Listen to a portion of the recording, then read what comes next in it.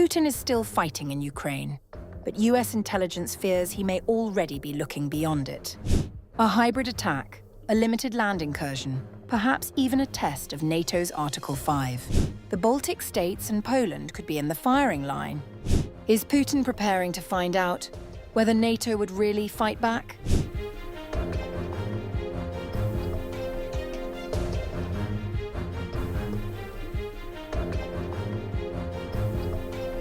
A war in Ukraine, a warning from Washington, and now a chilling new question. Could Putin open an entirely new front against NATO? US intelligence believes the Kremlin may be preparing to test the world's most powerful military alliance, raising fears that Europe's next flashpoint may lie well beyond Ukraine's battlefield. Fresh US intelligence has raised new concerns that Russian President Vladimir Putin could provoke a NATO member with a limited attack, as officials warn that the risk of direct confrontation between Russia and the alliance is increasing. According to a report by the Wall Street Journal, US intelligence agencies have reassessed the threat after previously believing that Russia would avoid provoking NATO while its war in Ukraine continued. Officials now believe Moscow could launch anything from a major hybrid warfare operation to a limited land incursion between this autumn and 2029.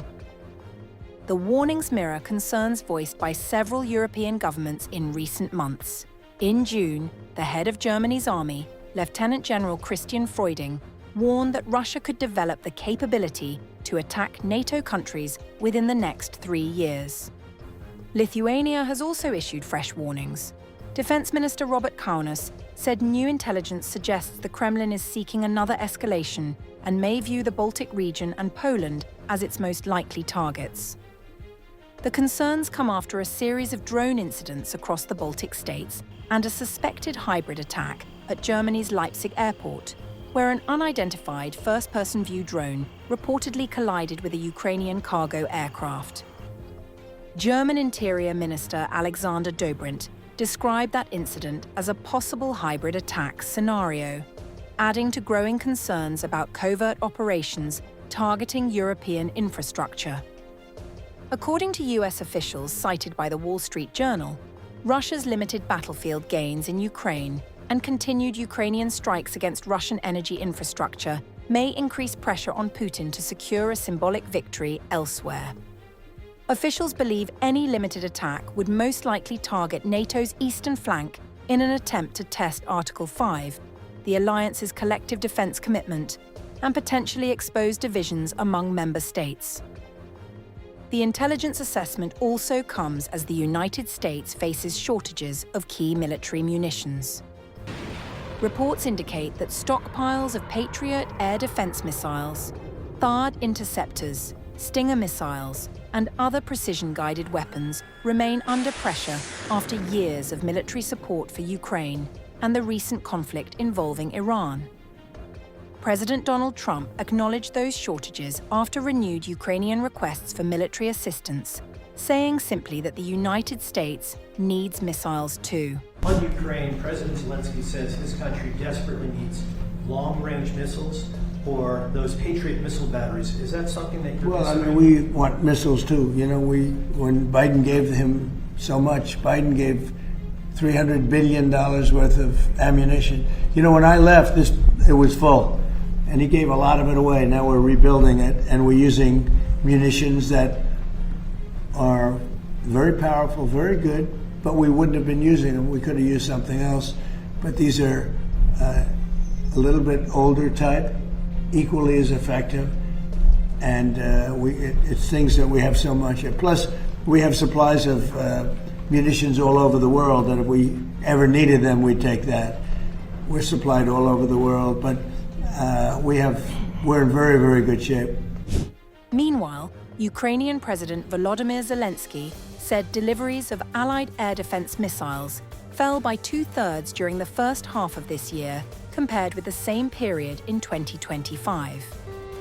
As Ukraine's air defenses weaken, Russia has intensified its attacks. On August 5th, ballistic missiles and drones struck areas near Kyiv, killing 17 people and injuring dozens more. For now, US officials stress that the probability of a direct Russian ground incursion against NATO remains low. But they also warn that the risk is growing, and that as pressure mounts on the Kremlin, Europe could be entering a far more dangerous phase of the conflict.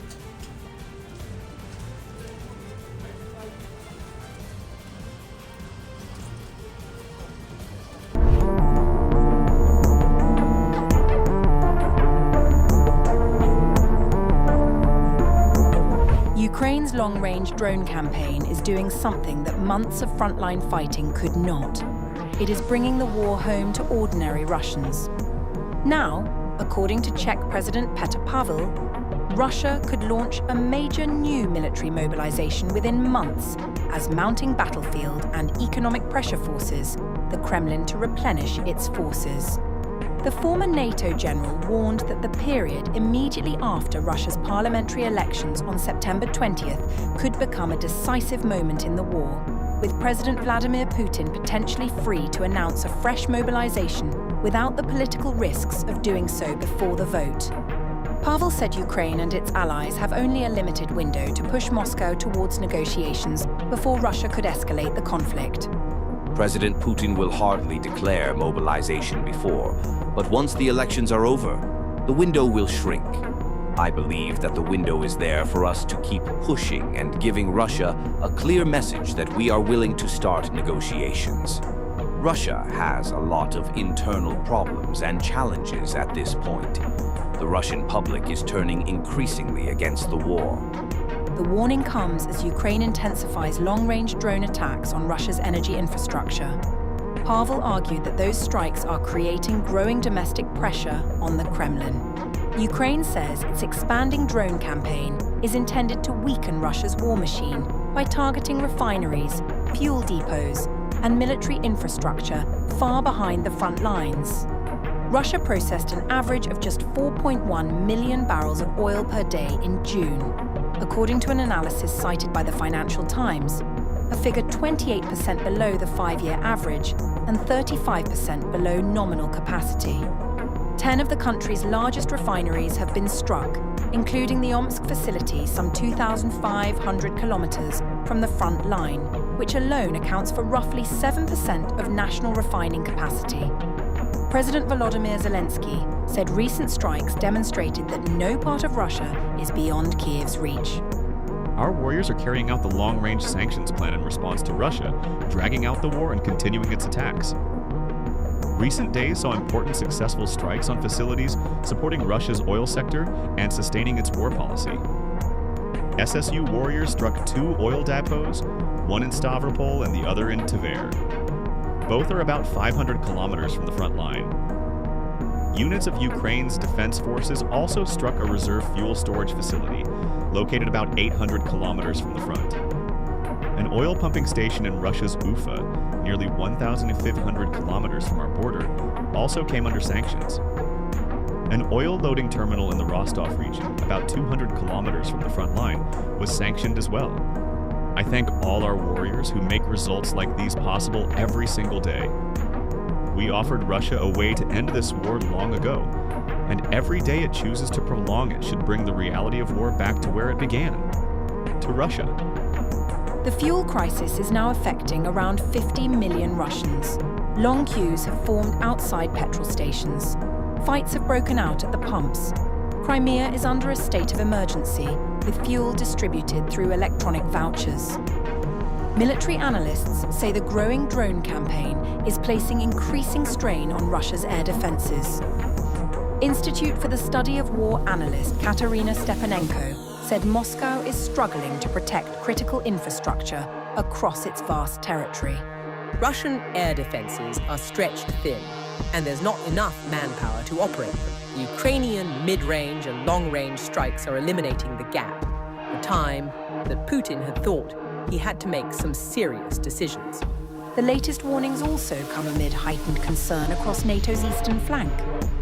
Recent reports citing Polish and Allied security sources suggest Western intelligence is monitoring the possibility of future Russian provocations near NATO territory, although no attack has been confirmed.